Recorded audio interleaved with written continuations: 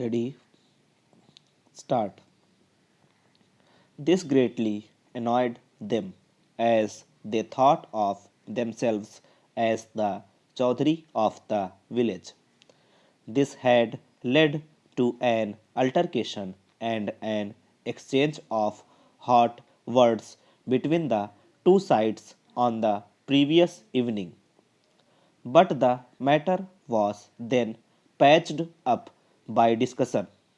He finally stated that the accused, in league with one another, had killed his brother Dinesh by giving him knife and lathi blows.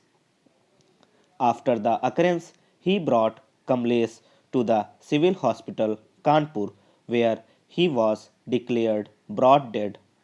Dr. Pawan Kumar, PW3, who was in the hospital on duty, sent information in that regard to the SHO PS Kesopur, whereupon PW8 came to the hospital and took down the statement of the appellant. The FIR was delivered at the residence of the area magistrate on the same day. What is, however, of significance for our purpose is that the trial court disbelieved a substantial part of the prosecution story.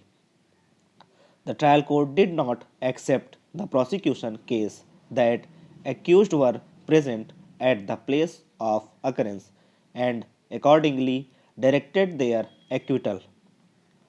As regards the trial court pointed out that the three incised wounds on the person or the deceased that were attributed to him were, according to the medical evidence, post mortem in nature. That is to say, those three injuries were inflicted after Mahesh was already dead. The medical evidence thus clearly eliminated the participation of Rakesh in the case. He too was therefore acquitted. The acquittal of three accused brought down the number of the remaining accused for the shared common intention with the appellant. Apparently, that was one of the reasons for their conviction, simply under section 323. Apart from the three accused, whose presence at the place of occurrence was not accepted, the trial court also doubted the presence of two out of the three eyewitnesses.